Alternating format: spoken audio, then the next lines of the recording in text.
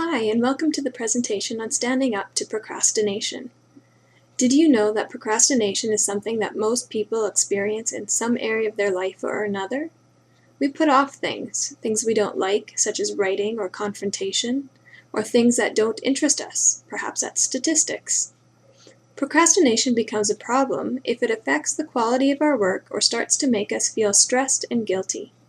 This video offers some tips and tricks for identifying how procrastination works in your life and ways to minimize its effects. Procrastination can be defined as an irrational tendency to postpone things that should be done. Individuals who procrastinate may put off a task, telling ourselves we feel more like doing it tomorrow. This thinking is based on the assumption that motivation leads to action. But in fact, action leads to motivation, which leads to more action. As Thomas Jefferson stated, never put off for tomorrow what you can do today. We can work toward overcoming procrastination by building our awareness about how it is we procrastinate. One way you can identify patterns is to keep a procrastination log. Some of the kinds of information you may want to track include: what am I delaying? What are the costs and benefits to delaying? What feelings contribute to delaying on this? What thoughts contribute to delaying on this? How did I rationalize continuing to delay? What was the outcome? What can I do not to delay in this area next time? Time perception can be a key to overcoming procrastination. Procrastinators tend to underestimate the time required to complete a task, and non-procrastinators tend to overestimate the time required. Research also supports the idea that students who have more demands for their time tend to procrastinate less. That is, if you're busier, you tend to have less time and therefore are less likely to procrastinate. Individuals who procrastinate also seem to use less time management skills. So if you tend to procrastinate, the first thing you can do is double the amount of time you predict a task is going to take you. Next, try practice telling time. The next slide offers you a framework for doing this. Check this out. For the first chapter you are assigned to read or the first assignment you need to complete, estimate how much time you think it will take you. Then measure how much time you actually use. Taking time to monitor how much time tasks take you will help you to be a better judge of the amount of time you need for completing your tasks. Here are some additional tips for developing more effective time management skills. First, focus on setting goals that are observable by you and by others. Create a list of SMART goals. SMART stands for specific, measurable, attainable, realistic, and time-limited. Second, chunk your assignments and exam studying by breaking them down into small, discrete, non-overlapping steps. Third, prioritize. Identify when you are going to do the steps. You may decide this based on how much time each step takes you and when you can most effectively fit it into your schedule. You may also decide this based on when you feel most alert, will have the least interruptions, or which task you feel most motivated to start with. You can try the Swiss cheese method by poking holes in a project using little bits of time rather than waiting for a large available block of time. 15 minutes of an unpleasant task can be doable. Fourth, guard your time.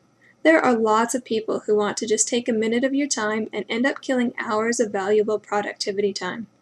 Practice saying no to things that do not fit with your priorities and/or delegate tasks. Fifth, destroy distractions. Schedule specific times during your day for checking email, Facebook, etc. Only check during these times. Electronic communication has been known to gobble up vast amounts of our time. Sixth, develop a plan. Identify potential obstacles that may get in the way of completing your tasks and develop plans for overcoming them. Finally, take time to reward yourself. Go get a coffee, spend 10 minutes reading the newspaper, or checking Facebook. Here is a template you can use to assist with goal setting. Based on the complexity of the task, you may only need the first 2 steps.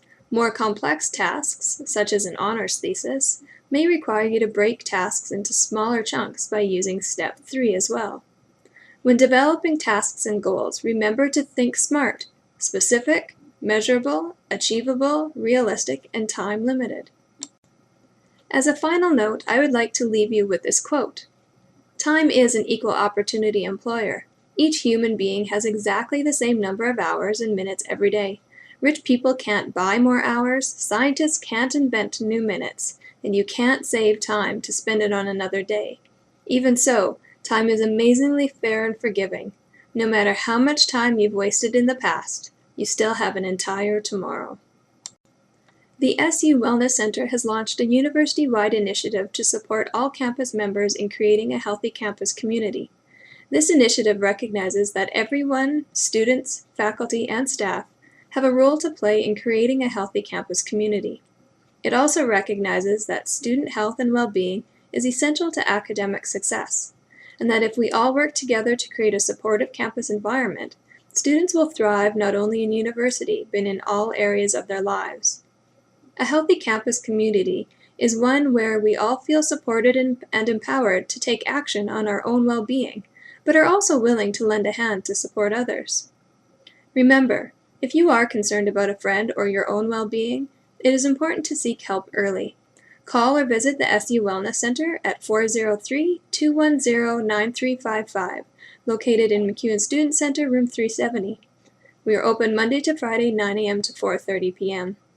For more information about this initiative and to access a toolkit with practical tips, tools, and ideas for integrating the Creating a Healthy Campus Community principles into your day, visit ucalgary.ca/wellnesscenter/healthy campus. For additional support, consider contacting the Wellness Center for individual counseling in the areas of personal, academic, or career issues. If you have really specific academic or career concerns, consider booking an academic or career clinic.